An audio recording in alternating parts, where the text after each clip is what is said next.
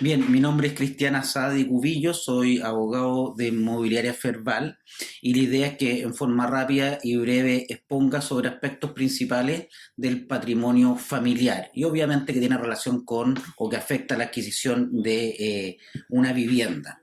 Primero me voy a referir a los regímenes patrimoniales del matrimonio, es decir, que en el matrimonio va a estar regulado por diferentes regímenes que son específicamente tres, lo que dice relación con las platas, ¿ya? Y para ello podemos decir que un régimen patrimonial del matrimonio es un sistema que rige las relaciones patrimoniales de los cónyuges entre sí y respecto de terceros. O en otras palabras, es el sistema según el cual se administra la economía y bienes y dinero dentro de un matrimonio. Y en nuestra legislación existen tres tipos de patrimonio o regímenes: el de sociedad conyugal, el de separación total de bienes y uno menos conocido que es el de participación en los gananciales. El de la sociedad conyugal, que es el más común y cuando las partes no estipulan, se entienden que están bajo este régimen. El patrimonio de ambos cónyuges forman uno solo, es como un fondo común, que es administrado legalmente por el marido, ¿ya? Esto incluye tanto el patrimonio que cada uno tenía antes de casarse como el que van adquiriendo durante el transcurso de la unión o del matrimonio. El segundo régimen es el de separación de bienes y, como su nombre lo dice, los patrimonios de cada cónyuge y su administración se mantienen separados antes y durante el vínculo matrimonial. En otras palabras, podemos decir lo que es mío, lo que es tuyo es tuyo. Y existe otro régimen que no es muy utilizado, que es más complejo, y en este régimen los patrimonios se mantienen separados, pero si el régimen se acaba, el cónyuge que adquiere bienes de mayor valor debe compensar al que obtuvo menos para que ambos queden iguales. Los regímenes matrimoniales se deben elegir en el caso de la sociedad conyugal al celebrarse el matrimonio, ¿ya? O antes de la celebración. Y la separación de bienes puede pactarse antes de la celebración del matrimonio, en el acto e incluso durante el matrimonio. En cuanto a quiénes son los dueños de los bienes en la sociedad conyugal, es obviamente la sociedad conyugal, sin perjuicio que lo administra exclusivamente el marido. Sin embargo, va a necesitar la autorización de la mujer para realizar determinado acto, como el caso de gravar, hipotecar, enajenar bienes raíces, inmuebles, casa en el fondo. ¿Cómo se disuelve la sociedad conyugal? Esta se va a terminar, se va a disolver, sea por la sentencia, una sentencia que dicta obviamente un tribunal, una sentencia de divorcio, nulidad o separación de bienes, o obviamente también termina la sociedad conyugal por muerte de los cónyuges o por el cambio a otro de los regímenes que hemos mencionado. Y cuando cuando la sociedad conyugal termina, debe efectuarse una liquidación de la sociedad conyugal. En el caso de los que están casados con separación de bienes, cada uno se queda con su propio patrimonio, es decir, con lo que cada uno adquirió a su nombre tanto antes como durante la vigencia del matrimonio. Hay una situación que es bastante importante, por eso la voy a mencionar, que se refiere al denominado patrimonio reservado de la mujer. Toda vez que en la sociedad conyugal existe una institución que se entiende que la mujer tiene un patrimonio separado de la sociedad conyugal, al momento del término de esta tiene dos opciones. ¿Ya? E incluir su patrimonio reservado al de la sociedad para luego hacer la repartición de los bienes o mantenerlo excluido en cuyo caso debe renunciar a los gananciales, es decir, a lo que haya crecido el patrimonio común mientras duró el régimen. Entonces, palabras simples, la mujer se entiende separada del marido para estos efectos cuando está casada con sociedad conyugal, cuando puede justificar que tiene un patrimonio reservado, una profesión, un oficio aparte de su marido.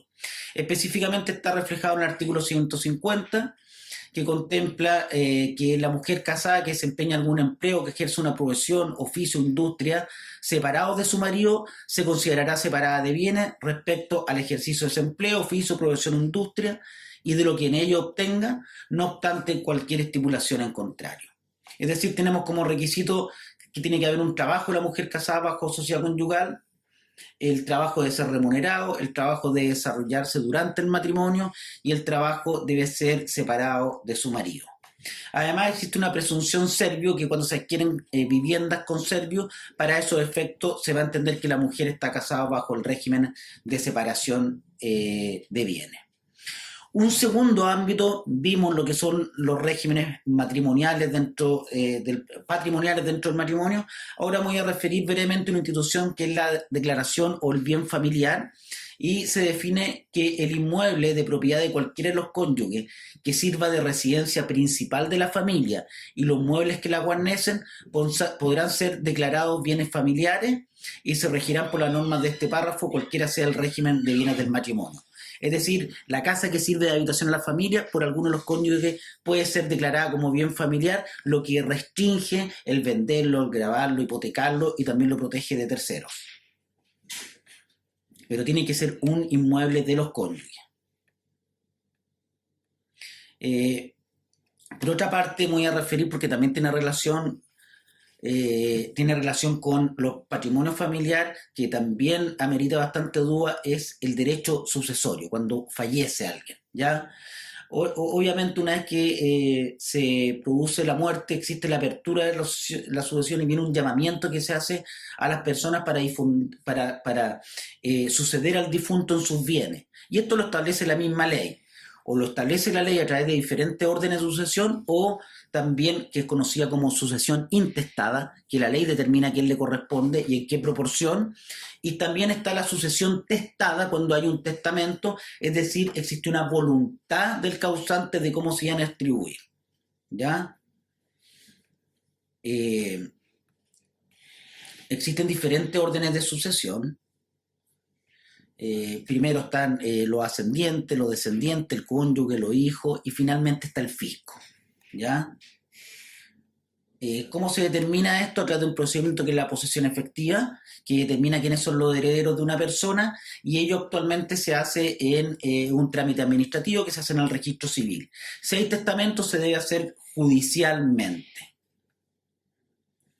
Finalmente me voy a referir a una institución que también es bastante recurrida, que es el usufructo. El usufructo, que es un derecho real por lo demás, está en el Código Civil, y es aquel que se tiene sobre una cosa, pero sin importar determinada persona. No importa la persona, sino que importa la casa, por ejemplo, el inmueble. Y que consiste, este derecho de usufructo, consiste en la facultad de gozar de una cosa con cargo de conservarla en forma y sustancia y después de restituirla a su dueño. Ese es el derecho de usufructo. No me otorga la facultad de disponer o de enajenar. ¿Ya? Esas instituciones, regímenes matrimoniales, el usufructo, el bien familiar y el derecho sucesorio son las que brevemente me he referido y que en mi concepto son las más importantes en cuanto al contexto de este taller de patrimonio familiar.